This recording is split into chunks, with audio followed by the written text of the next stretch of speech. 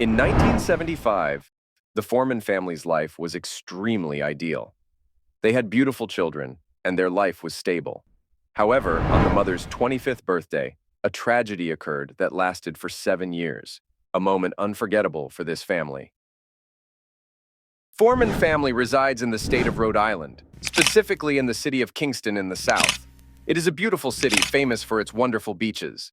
The city was known for its safety, with a very low crime rate.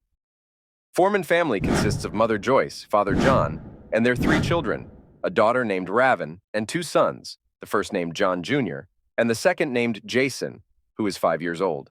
Jason and John Jr. used to enjoy going out in the neighborhood to play with the neighbors' kids from noon until sunset. Then they would return home. This routine continued until May 18, 1975, which also happened to be the 25th birthday of their mother, Joyce. On this day, while the mother was at home, her son Jason and his brother went out to play behind the house at exactly 3:30 p.m. After a short while, the voices quieted down and disappeared, which made the mother worried. When John Jr. returned home and found his mother asking about Jason, he told her that he was tired and wanted to return home early. However, Jason's absence raised the mother's concern, and despite the efforts of the neighbors in searching, they found no trace of him. The mother suspected that he might have wandered off due to his young age, yet all efforts to find him proved futile. Foreman family is now aware that they must inform the police. The exact actions taken by the family during the search for Jason are not known, but the police have questioned family members and neighbors and collected their statements. Hundreds participated in the search for the child Jason for 9 days, but to no avail. Over time, police reports began to fade or were not publicly mentioned. 7 years after Jason's disappearance in 1982, the case of Jason Foreman resurfaced. On April 15, 1982, a rumor spread about a 14-year-old teenager named Dell Sherman, who was working in newspaper distribution.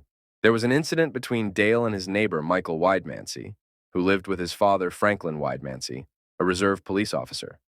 Dale was asked by Michael to enter his house after delivering newspapers, promising him alcohol in return.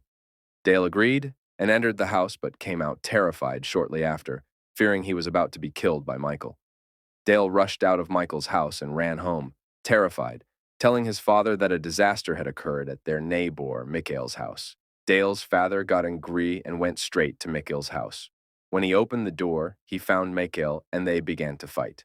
Mikhail's father noticed this and started arguing with Dale's father. Then, the police patrol arrived in the area. Dale's father informed the police about what happened to his son, but Michael's father denied everything and defended his son. The police asked both parties to go to the station to open an investigation. And from this point, things took a new turn. Afterwards, Michael did not deny the accusation for a long period and somewhat confessed to what he had done. This made them speculate whether Michael had information about Jason Foreman, the child who had been missing for over 7 years. During the investigation, the interrogators avoided directly questioning Michael, fearing his evasion of dialogue. They began by asking scattered questions about Jason Foreman with the aim of gradually interrogating him. During this process, Michael candidly disclosed what he knew about the child's disappearance. Suddenly, during the interrogation, Michael admitted to being the one who killed the child Jason 7 years ago, revealing intricate details of the crime. When the police raided his room, they found notebooks containing descriptions of horrifying acts.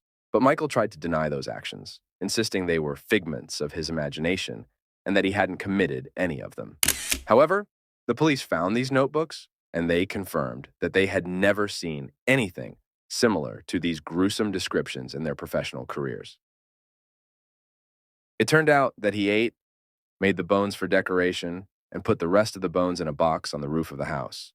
Not all these details were revealed, as the police maintained the privacy of the incident to protect the family from the pain they would endure if what happened was disclosed.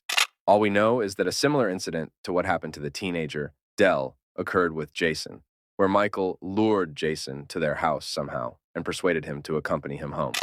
Despite the lies he told him, Jason believed him and went with him.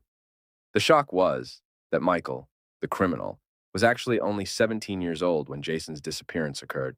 Michael wasn't a typical teenager. Rather, he suffered from a psychological condition and a bleak outlook on life. He lived a long period in dark delusions due to the bullying, racism he faced, and the hatred he encountered at school. He was completely isolated during his schooling, having no friends at all. Michael unleashed these delusions, revealing the monster lurking inside him and his deteriorating mental state, and committed the crime against the child, Jason Foreman. The sad part in this context is the days of search campaigns launched by the police. Officer Franklin, known as the reserve officer and father of the criminal Michael, assisted them and participated in house searches with the police and citizens, fully aware of his son's crime. At the same time, his stomach was filled with his son's flesh. Michael watched the family sorrowfully over the loss of Jason, attempting to console them and provide support for Joyce in her ordeal. In 1982, Michael and Adamancy were arrested and brought to trial the following year on charges of Jason's murder and the assault on Del prior to the trial. John Foreman was contacted by the police, informing him of a warrant and compelling evidence found at Michael's house. The police advised him not to disclose these shocking details in court to preserve his mental well-being and that of his family. Prior to Michael's trial, John agreed to strike a deal with the police to reduce Michael's sentence, which could have been up to 40 years in prison, in order to protect his family from psychological trauma. Michael was tried in the state of Massachusetts and was convicted to 40 years in prison under Rhode Island law. Rhode Island law applies to prisoners and includes the good time law, which allows for sentence reduction based on good behavior at a rate of 10 days for every 30 days. Michael respected and adhered to the law, so his sentence was reduced to 28 years instead of 40. The neighborhood residents learned about the news and knew that Michael would return to live among them in 2011, which angered and upset them. And of course, all those years later, when we found out the horror of what actually happened, I think that it's just one of those things where he has to remain locked up. And Abu Jason regrets believing the police and not fully understanding what happened to his son. If he had known about the good time law, he would have never agreed to this deal, especially since Michael might harm another child then. The responsibility would have been on him. Yeah, I would still be worried if he decides to step out the door at that facility. I would be really careful. And there's a lot of people that don't want him walking. Michael was forced to spend the rest of his life in a mental health institution at a hospital called Eleanor Slater Hospital until his death.